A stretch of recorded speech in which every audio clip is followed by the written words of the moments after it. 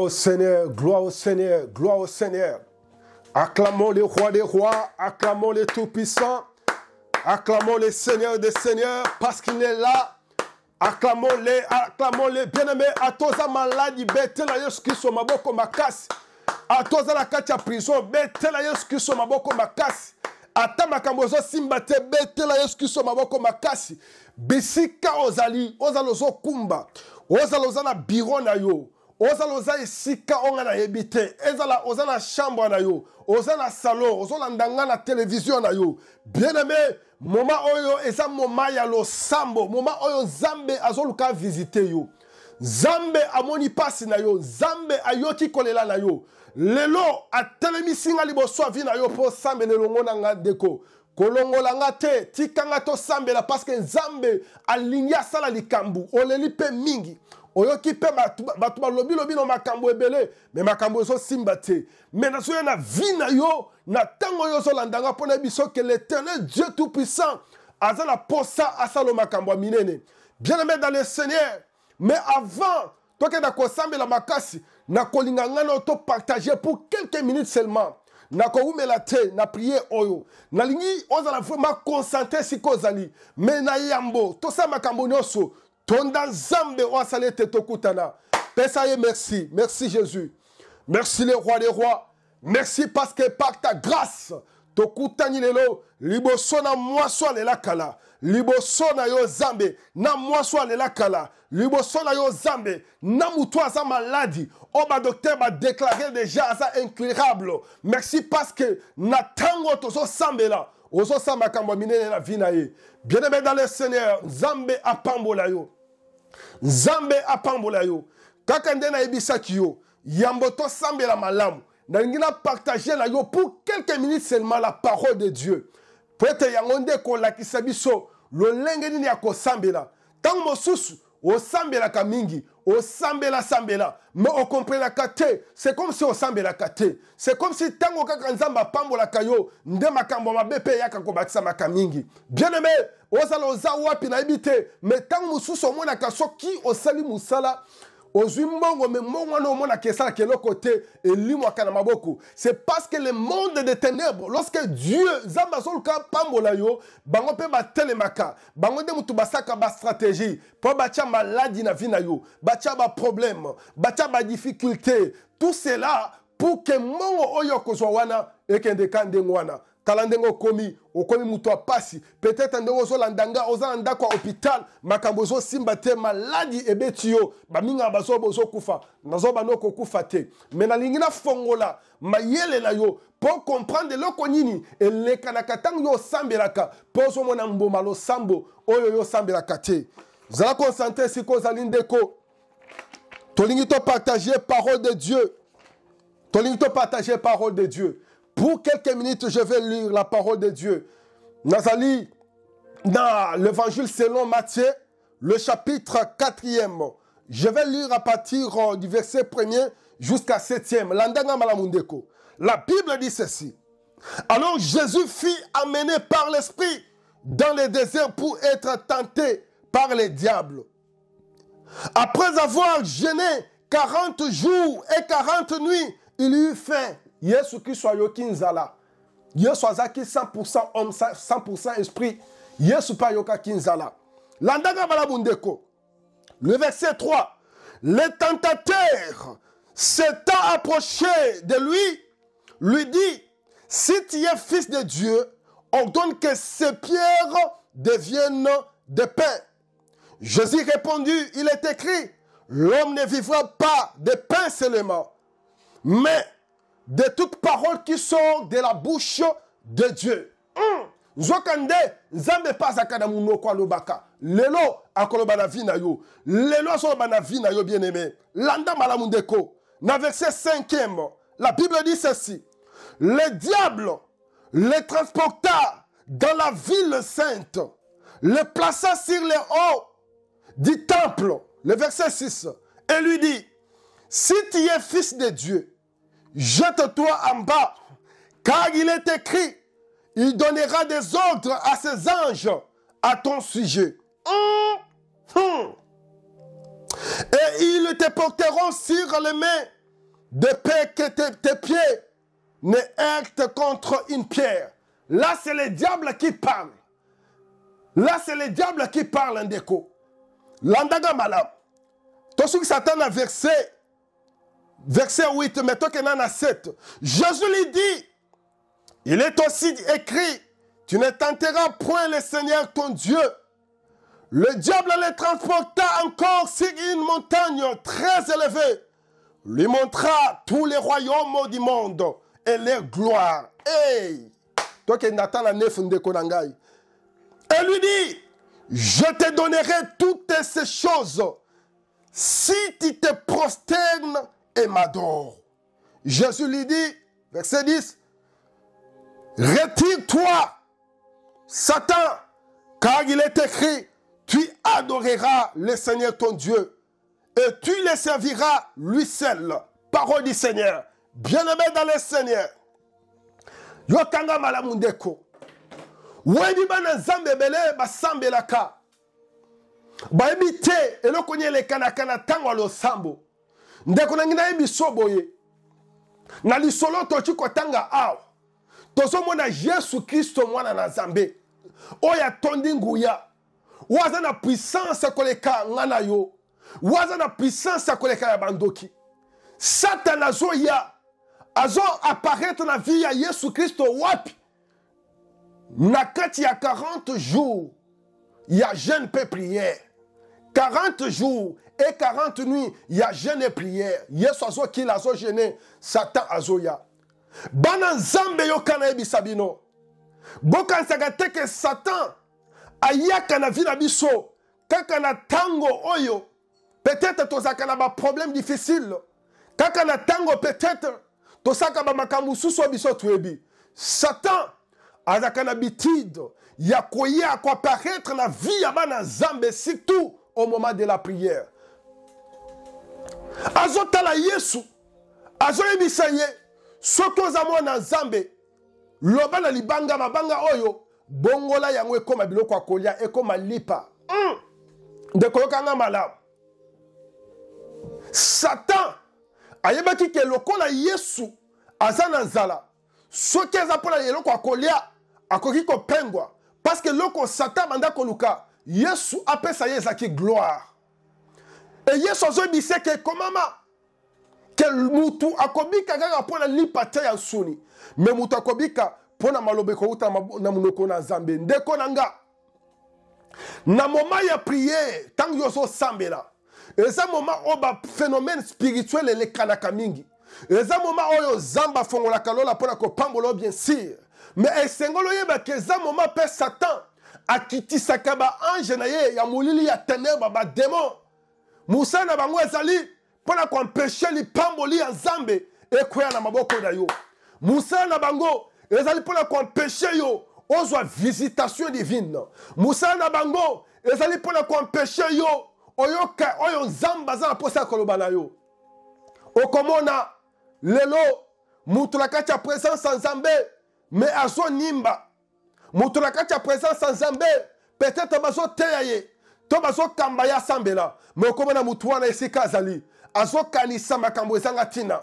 Peut-être na mutu na ye azo kanisa mutu kana ya tiki na parking. Peut-être na mutu na ye azo kanisa biloko akolia wa tiki na nzungu. C'est parce que c'est le diable qui vient te parler aux oreilles. Il a pour but il y a que détruire présence na yo spirituellement de sorte que li pamboli en zambe weko kita ozwa yango te. Azo lo bana Yesu abongola mabanga ekoma lipa. Soko ozotala mabanga ezali ba créature onzamba kela we umelaka koleka biloko ebele na mokili. Libanga ndeko ekoko vivre ata ba siècle. Mabanga eko vivre ba siècle. Mais lipa ezalo komoko soki basali yango lelo soko lia yango ekoko sa mukolo moko na libumu na yo. Mais après cela lipa ekobima. Ndeko lipa ezalo komoko soki basali yango bachango esika moko après quelques jours eko expirer. Mais ok, Jésus lui-même étant la parole de Dieu, Jésus lui-même étant la pierre angulaire, a compris que eloko Satan soluka azoluka ahimilie nga parce que soki Jésus Christ watondamaki na bonzambe wazaki connecté na trône ya nzambe ye moko mpe nzambe kaka na présence ya bonzambe wana satana ye apikoli ye atomboli ye lisusu amatisi ye na engumba munene ndeko Yesu Kristo mwana na nzambe Satan azwi ye atomboli ye amatisi ye kino na engumba moko munene a combien plus forte raison yonanga batoto botami na mwasi na mobali. C'est pour te dire que Satan est puissant. Oui, mais le Dieu que je suis en train de te prêcher au moment où je parle est tout puissant. Azo bisa Yesu. Sokoza mwana na nzambe. Mibwaka na se parce que comme maman que ba ange akopesa mitindo na ba ange bakokita po ba mema yo depuis que makolo na yo enya tato et tout en libanga te. Bien-aimé dans le Seigneur, Satan zarisé. Ndenga zawana alobaka na matoi na yo na lolenge nyoso. Asaloba na yo ozomona te ko botaka te. Ozomona te ko meka ba minganga nyoso simba te. Esengelo kota ndako nganga. Esengelo kendero kataba peso mwana moko ya kindoki na libumu obota kaka. Bato ba finga yo bamona kaka oboti. Je suis en train de te dire. Je suis en train de te dire que c'est le diable qui parle à tes oreilles. Bien-aimé, osana tante à côté que le Satan a le banamatoï na yo. Parce que le Dieu tout-puissant que je te présente aujourd'hui, azana makoki a kopé so bana. Bana oya kopé sa yo. Eza bana oya bakomama histoire na bango kotika la mokilo yo. Eza bana bakokende sango mokili mobimba. Aïe. Baminga nga baebisi yo. Maladi ozanengo okokufa. Eza cancer, eza sida, eza myome, eza appendicite, eza hernie, eza prostate. Bien-aimé, balobi na yo ke maladi wana o matoki tabatu bakufa kaka. Ndima déjà sala ba testament na yo pozo kufa. Nzambe atindi nga lelo pona biso ke yo ozo kufa te. Nazo ba ke yo ozo kufa te. Parce que le Dieu que je te présente, c'est le Dieu qui fait le miracle, le Dieu de Wallace, le Dieu de Claude, évangéliste Kabouni Wallace, le ministre de la défense de Jésus-Christ. Bien-aimé dans le Seigneur, je te dis qu'aujourd'hui, attendez ma minga mbalobi ke yoko kufa, mais ngana ebiso ke okokufa te parce que vous avez la présence en Nzambe. Vous allez connecter parce que la sima yamate otozo sambela. Okona makambo ekolikana na vie na yo. Yo okokufa te. Nazoba ke lokola mwana mobali oyo. Wavanda ki pembeni ya liziba ya Bethesda. Hehe. Batumuso balaki na bandeko ya kosunga bango. Les anges sont ningisa mai. Bakokota na mai. Bakobika. Me ya vanda ki wana. Na ibi mikolo avanda ki te soza ki mikolo boni. Me avandi kaka. Azomuna baningande bazobika. Na l'hôpital ovandi. Osomona bato bozaki na bango bazobika bazozonga ndako. Me yo zakaka wana. Mais je te dis ceci. Ba docteur balobi na yo okokufa. Mais Jésus te dit, tu ne mourras pas. Tu vivras. Et tu raconteras la grandeur de Dieu. Bien-aimé dans le Seigneur. Mais moi, na mobali oyo. Na liziba ya Bethesda. La Bible me dit, quand Jésus est passé par là, ezaki suma kamba kosinda na maïté. Yesu apesa kie maloba. Alobi na ye telema. Zombe tono pe tambola kende. Yo kana bisa yo. Yo kana biso ndeko. Ezali susu teka machine o batie na zolo no po pema. Ndeko bikisa yo. Na tango na zolo ba. Na zo bisa yo. Ezali susu te. O moyen ya ba pare batie liyo. Ezala na nzoto na yo. Na bisiko bimisaka biloko liaka. Ezala na munoko. Ezala na zolo na matoi na miso. Ezali susu yango tende kobikisa yo. Mais je te dis qu'au moment où je suis en train de te parler, tu es guéri dans le nom de Jésus. Au moment où je suis en train de te parler, tu es guéri dans le nom de Jésus. Au moment où je suis en train de te parler, tu es guéri dans le nom de Jésus. Si tu le crois, dis Amen très fort. Dis Amen très fort. Et sengeli oye bandeko. Natango obiso to sambelaka. Eza biloko otokoso lokola bénédiction, mais aussi eza biloko otokoso lokola malédiction. Parce que le sambo ya solo, et ça les makana molimo na nzoto te. Mais une fois yo za la présence en Nzambe, okomi ozanga na maloba, Satan akangi muloko na yo. Okomi maloba zoloba esengela ta muto azokambola losambo lobo bandela yango. Mais aujourd'hui je te dis ceci, en priant avec moi aujourd'hui, quand tu vas prier avec moi aujourd'hui, le Seigneur va te visiter. Le Seigneur va te visiter. Le Seigneur va te visiter.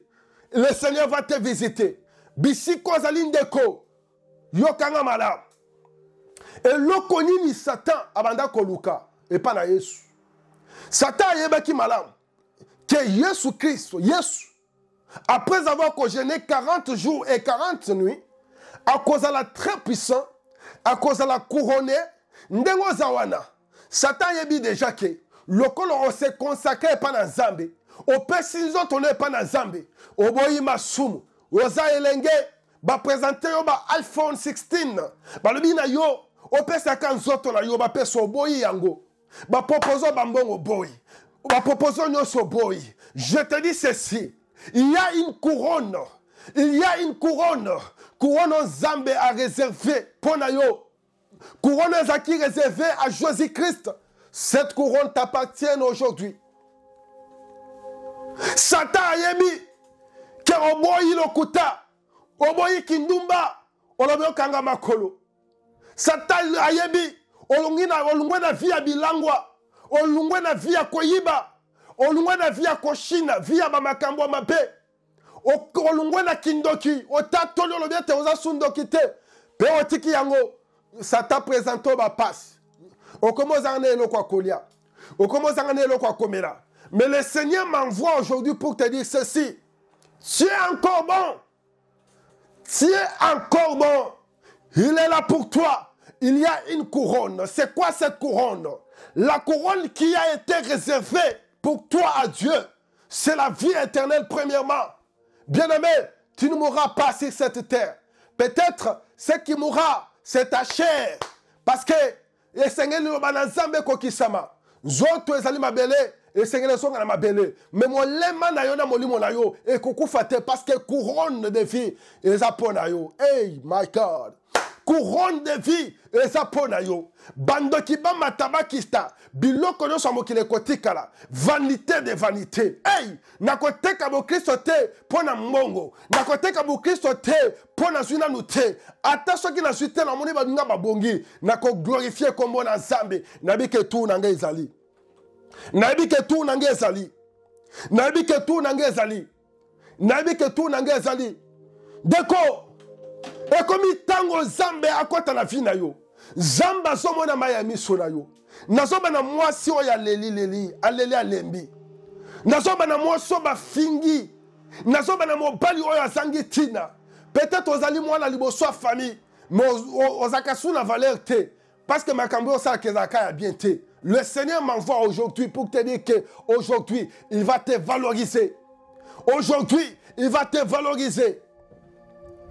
Et après avoir Satan, contenté Jésus Christ, contenté Jésus dans ma façon, azo biseli soso. Omoni bo konzo nyoso somona. Omoni ngumba wa kitoko somona. Soki yo ngumba melikaka. Wozwi mabolongo na yo. Ochango na se, ongumba melinga, nakopesa yo yango. Mais Satan c'était menteur bien-aimé. Satan a risé. Mais biloko yazola kisa Yesu, eza kaya yete. Azola kisa kolo biloko na ye. Parce que Nzambe ndakela bokili. Nzambe ndakela biloko no sezo monana, na weso monana te. Merci Seigneur. C'est ainsi que je vais dire na bato bakenda pona ko simba kisi. Pona ko simba kisi ya mbongo. Pona ko simba kisi po bazwa mituka. Yo kanga na ebisa yo. Omoni kisi wozo ke simba wana.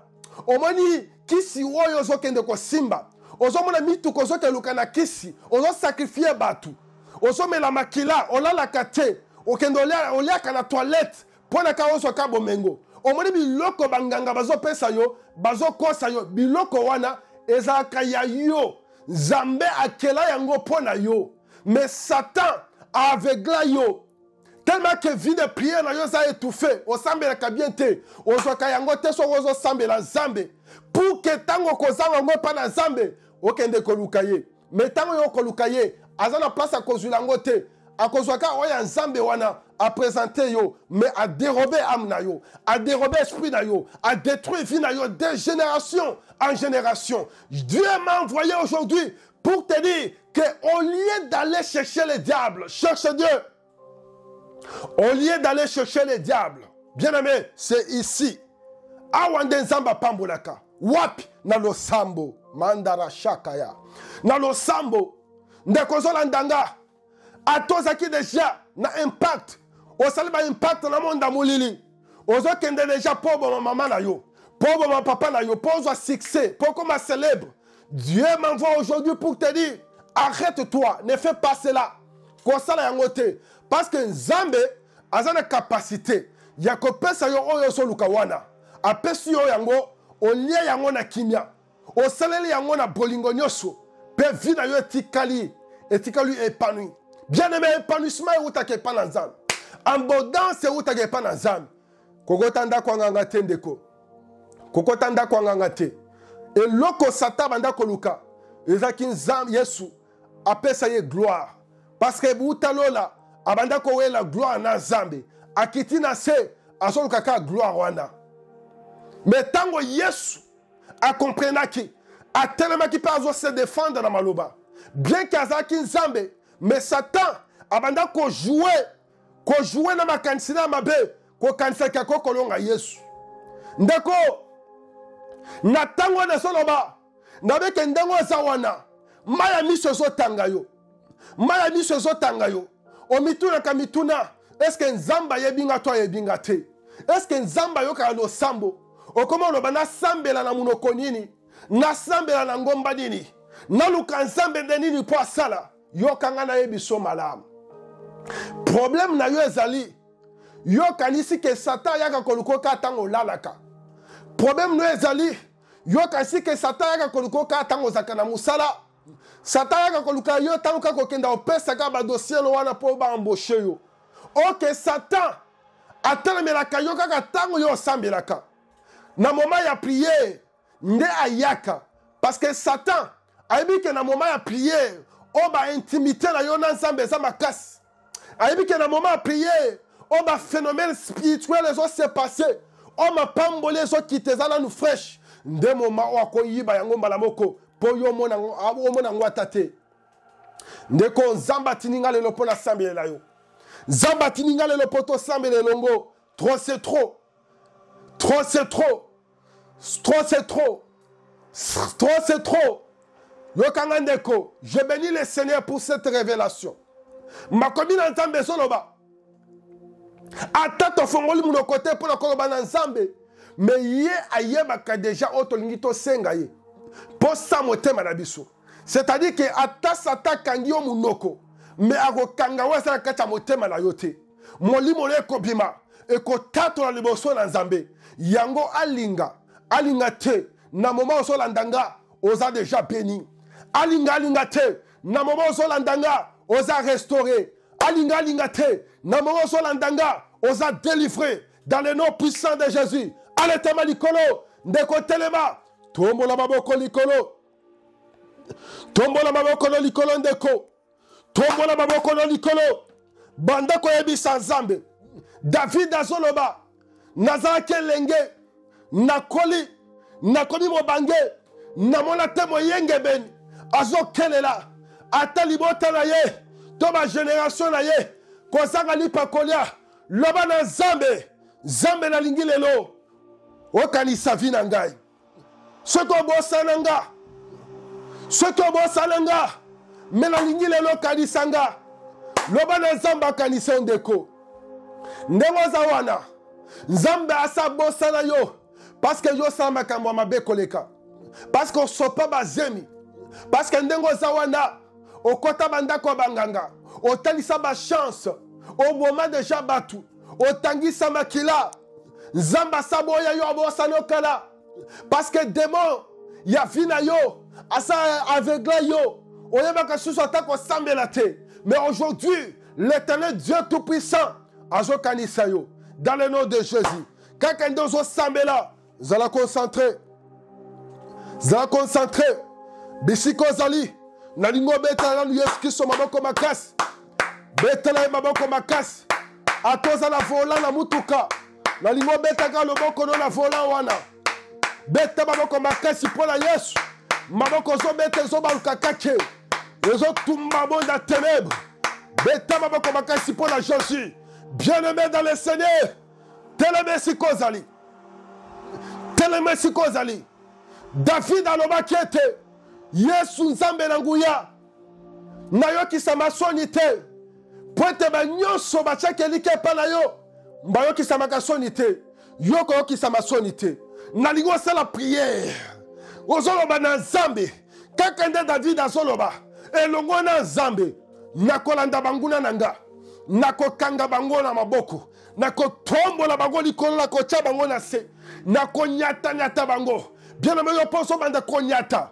ozabisa nzambe eloko nyonso edominaka yo obanda domine yango puissance ya ténèbre ya molili we reklamaka vi na yo lie nyonso ya famille wekango lokola singa okoka obima te oza wa musika peut-être oza na poto oza sika moko bonga na yebi te mais omimonaka ozalaka na lupango na bino ya famille wana ozalaka akuna ozomona ozolela butu bazoetufe yo bazoenvute yo bien aimé baza wana na sa makolo na yo nyata bango bakoma putulu na sa makolo na yo yebisa nzambe maladi ope nyokolinga mingi lelo nazonyata yango lelo nazonyata yango ekoma putulu au nom puissant de Jésus nazonyata yango nazonyata yango nazonyata blocage nazonyata stérilité tombola mopanga lokola David maladi wana eza Goliath nalingo kata yango mutu kaka nde onyati bango na se banda kokata mutu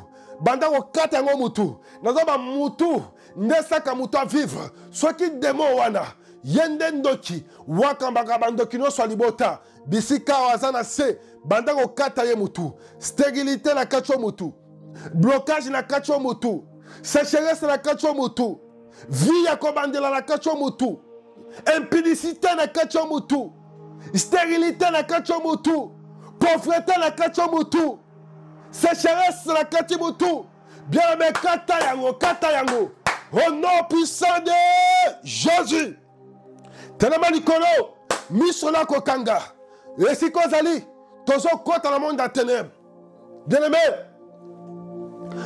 liwa mpe bomo ezali na pouvoir ya monoko to ya lolembo na yo makambo tozoloba lole ezoyoka yango eza kofungwama parce que oto okanga awa kuna lola mpe ekokanga bato ofungwami nazoba na esika ozali bien aimé ezala concentré tozokota na monde ya ténèbre miso no akokanga yoba nazokota na monde ya molili esika bakangaki kobota na nga esika bakangaki bomengo na nga esika bakangaki épanouissement na nga prospérité na nga nazokota yo wana okoti deja beta porte wana lokolo porte eza kofungwama adekota na entrepôt ya monde ya molili tala kuna okomona bana na yo soki obotaka te zwa bango tala kuna okomona mbongo no bakanga yango wana zwa yango tala kuna okomona longue vie na yo mariage na yo eza wana zwa yango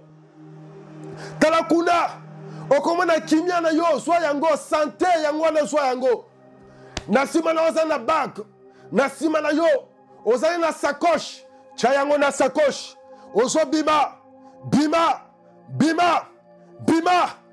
na entrepôt wana molili tombola maboko na yo oza na bombe nalingi obwaka bombe wana ya moto epela moto entrepôt nyonso ya monde ya ténèbre oyo bakanga bénédiction na yo oyo bakanga nyonso na yo banda kopelisa yango moto bwaka yango bombe epela au nom puissant de Jésus moto ebanda opela pelisa moto moto ezopela na monde ya molili moto ezopela basinga ya réclamation ya famille ezozika na moto